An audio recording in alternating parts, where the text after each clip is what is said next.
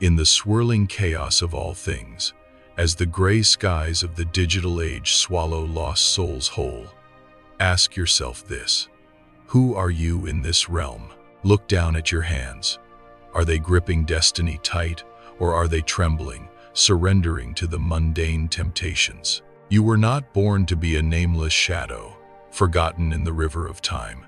You, like a rough block of iron buried deep beneath the earth, are waiting for the fires of hell to forge you into the sharpest blade under the heavens. Today, I do not speak to you of a dead legend.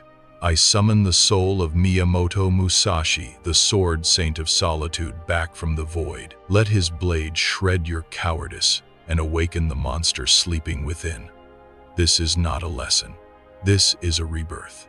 In the 17th century, death lurked behind every bamboo stalk, upon every blade of grass.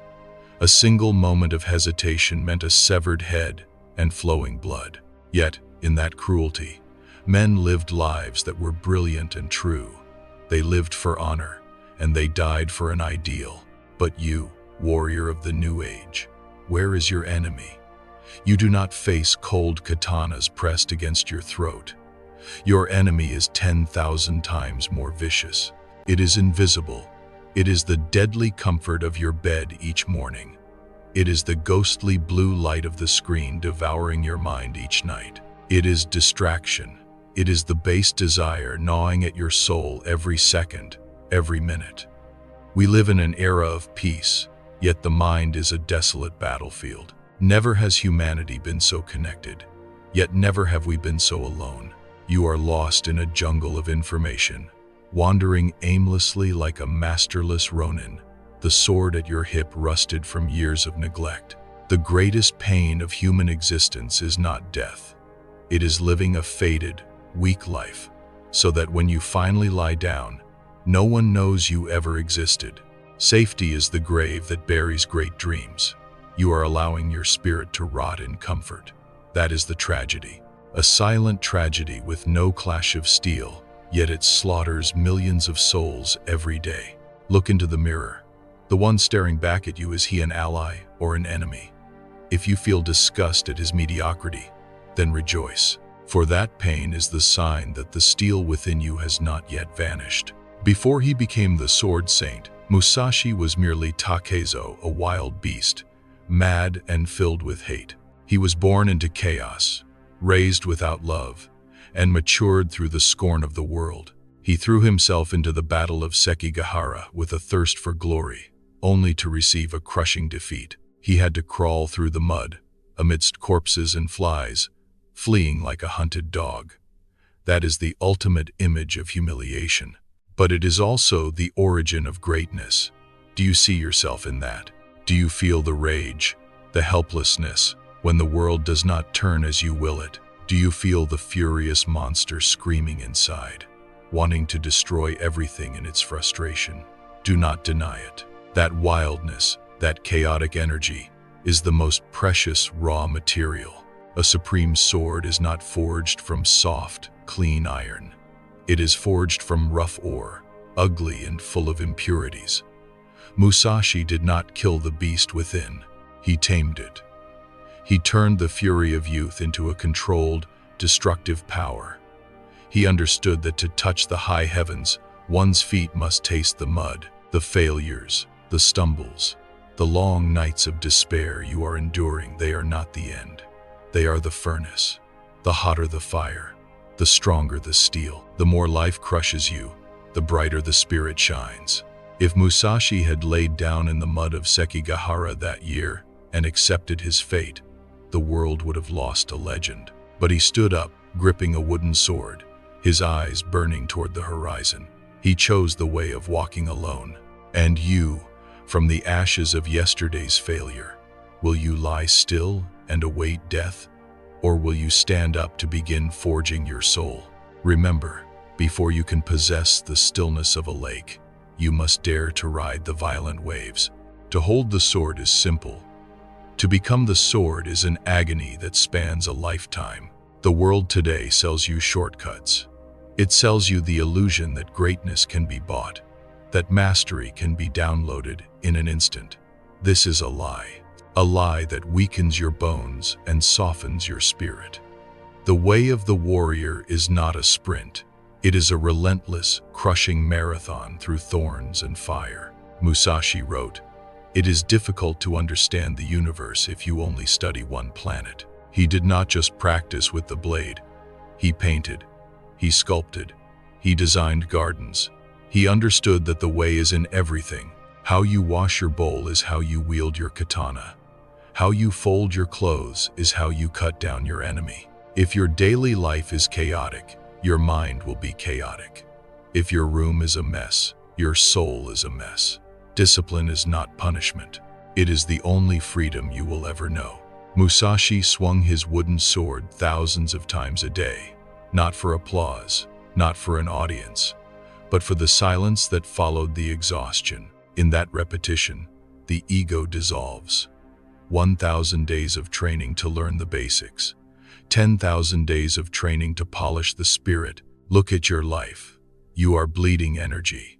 Every useless scroll on a screen, every moment of hesitation, every act of gluttony, these are cuts you inflict upon yourself. You are leaking your life force into the void of mediocrity. Do nothing which is of no use. This is the code. Ruthless elimination. If it does not make you sharper, cut it off. If it does not make you stronger, cast it aside. To walk this path, you must be willing to murder the version of yourself that seeks comfort. You must become a blacksmith of your own fate, striking the iron of your will again and again until the sparks fly and the metal sings. It is boring, it is painful, and it is the only way. The year is 1612, the island of Ganryu.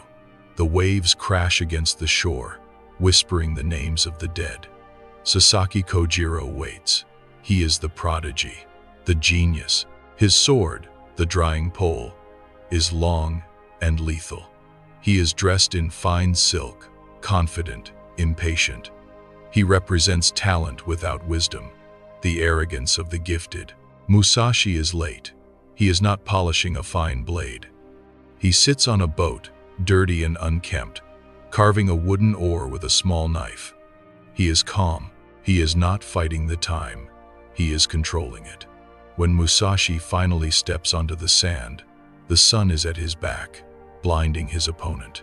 Kojiro, enraged by the disrespect, draws his sword and throws his scabbard into the sea. Musashi smiles, a smile that cuts deeper than steel. He speaks. "You have lost, Kojiro. If you plan to win, why would you throw away your scabbard?" In that second, the duel was over. Before the wood met the flesh, before the blood stained the white sand, the battle was decided. Kojiro had lost his composure. He had let his emotions rule his hand. Musashi did not just fight a man. He fought the man's mind. This is the ultimate truth of conflict. The greatest battles of your life are not fought in the office, or in the gym, or on the streets. They are fought in the dark, silent chambers of your own skull. How many times have you lost before you even began? You tell yourself you are not good enough. You fear the judgment of others. You throw away your scabbard, your confidence, before the enemy even appears. You are defeated by your own anxiety. Musashi teaches us that the physical world is merely a reflection of the internal world. To win, you must be water. You must adapt. You must use the environment, the sun, the time, the very ego of your opponent against them. Do not be Kojiro, reacting blindly to the world, drowning in emotion. Be Musashi. Arrive on your own terms. Carve your own weapon from the driftwood of your circumstances.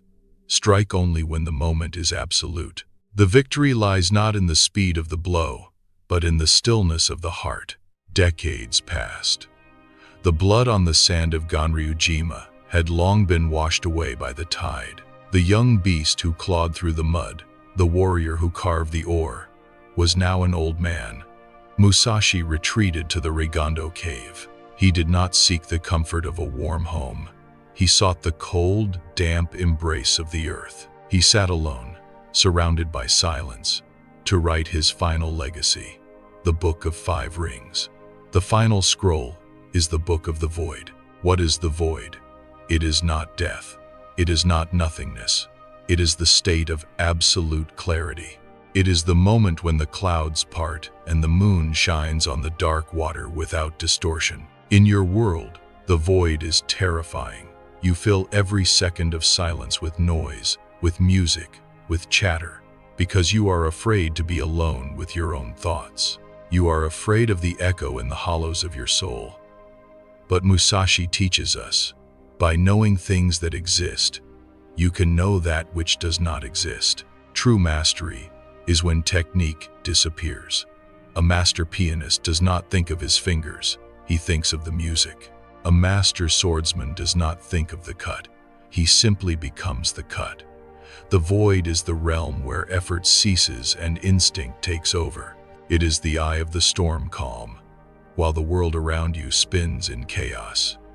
To reach the void, you must first build the structure. You must sweat, bleed, and suffer through the earth, water, fire, and wind. You must discipline the body until the mind is free. You cannot have a clear mind if your vessel is weak.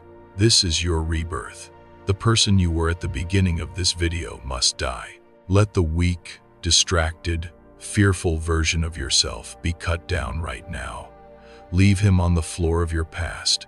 Stand up. The cave is dark, but you do not need eyes to see. You have forged your mind into steel. You have learned that loneliness is a teacher, that failure is a furnace, and that the greatest enemy lives within your own ribs. The path ahead is long.